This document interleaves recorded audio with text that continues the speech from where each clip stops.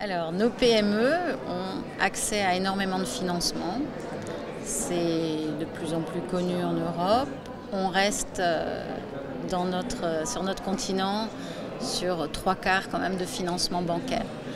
Donc les freins, c'est justement la diversification pour la PME dans sa recherche d'investisseurs autres, complémentaires à ce que la banque peut leur offrir. Donc ça veut dire toute une autre démarche, sachant que du crowdfunding au fonds de capital risque, la démarche de l'entreprise doit évoluer puisque l'équipe devra s'adresser à des investisseurs et à des investisseuses qui ont des besoins très différents et des attentes également différentes. Donc la préparation est un frein important aussi. L'anticipation, prendre le temps, quand on est au four au moulin, de travailler une stratégie d'approche investisseur.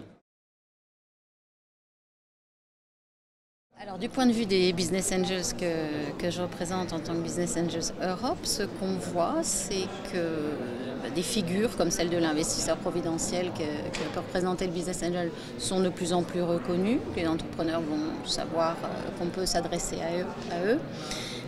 Ce qui est intéressant, c'est que les Business Angels sont de plus en plus à travailler avec d'autres, soit dans des clubs d'investisseurs, soit en complément de leur apport à eux pour aller plus loin, plus haut sur la taille du ticket, du montant de l'investissement.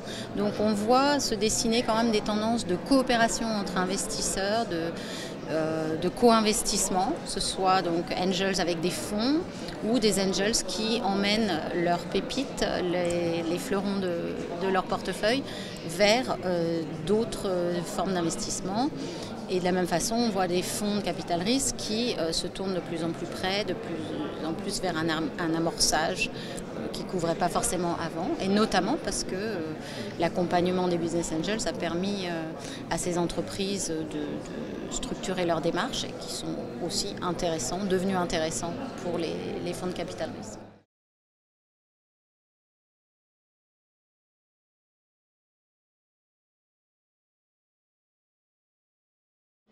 Alors, sur un projet pilote financé par la Commission européenne qui couvre 6 pays, nous nous sommes penchés effectivement sur la question de l'absence en nombre suffisant de femmes business angels.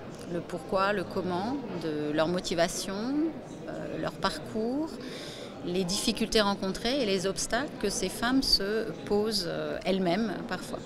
Donc les grands enseignements de l'étude, c'est qu'on retrouve les mêmes difficultés et en même temps le même enthousiasme, qu'on soit à Lisbonne, à Londres, en Belgique, en Italie, en Espagne ou au Royaume-Uni, donc ces pays sur lesquels on a enquêté.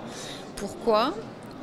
Toutes les femmes, et on parle d'un échantillon de plus de 600 femmes, ont reconnu leur intérêt, leur grand enthousiasme pour rester en contact avec l'économie. Une économie où elles sont parfois souvent encore actives, mais elles ont besoin de s'engager au-delà et donc de redonner en fait à d'autres entreprises part de leur expérience, de leur expertise, de leur connaissance sectorielle. Donc ça c'est le premier point, c'est un très grand enthousiasme, une très grande motivation à remettre en fait dans l'économie des choses qu'elles ont retirées. Motivation à prendre du risque, ça on s'y attendait peut-être pas forcément, mais il y a une vraie stratégie de prise de risque. C'est pas neutre que de devenir business angel, il faut pouvoir être prêt à tout perdre. Et sur une dizaine d'entreprises, on peut effectivement avoir une sortie sur 2. Donc gestion du risque. Un appétit pour aussi diminuer ce risque en développant une stratégie tout à fait rationalisée. Et c'est là où les obstacles interviennent, puisque les femmes ne savent pas toujours vers où se tourner pour diminuer ce risque et donc structurer leur stratégie. On a par ailleurs noté que dans 95% des cas, c'est énorme, les conseillers financiers ne conseillaient justement jamais aux femmes de devenir business angels parce qu'ils considéraient que pour elles, c'était une stratégie trop risquée. Donc il y a un obstacle de base qui est l'information et le guidage, en fait, l'orientation vers l'investissement providentiel, qui est un vrai souci. Et les femmes elles-mêmes se rajoutent un certain nombre de difficultés et en se disant peut-être pas capables, ne sachant non seulement pas vers qui se tourner, mais en se demandant tout simplement si ce n'était pas un investissement uniquement pour des femmes très riches. Donc il y a des tas d'a priori qu'il faut défaire, expliquer, et c'est ce à quoi en fait nos réseaux s'attachent. Donc on s'est depuis 2 années occupé de traiter spécifiquement ces questions-là, et on arrive effectivement à doubler le nombre de femmes dans nos réseaux. Donc on voit qu'il y a un vrai effet d'entraînement. On souhaiterait que ce qu'on a pu prouver sur 6 pays puisse l'être sur les 28 de l'Europe. Et donc il s'agirait peut-être de penser pour la suite à une campagne qui donne aux femmes l'impression de se retrouver dans des figures qui peuvent les inspirer justement, donc des modèles. De raconter des histoires, de parler de ce voyage, de l'accompagnement des entreprises, et de la même façon de faire témoigner les entreprises qui ont été accompagnées par les femmes angels sur l'effet d'entraînement et les effets bénéfiques qu'elles ont pu ressentir. Je dis il ou elle parce qu'il n'y a pas que des femmes entrepreneurs qui ont bénéficié de l'apport des business angels.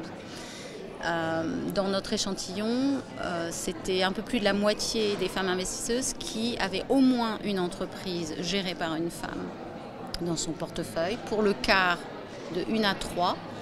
Mais on voit que plus le nombre de femmes investisseuses augmente, plus le nombre de femmes entrepreneuses augmente, dans le sens de femmes entrepreneuses qui ont reçu un investissement, qui ont donc bénéficié peut-être d'une écoute différente de la part de femmes business angels.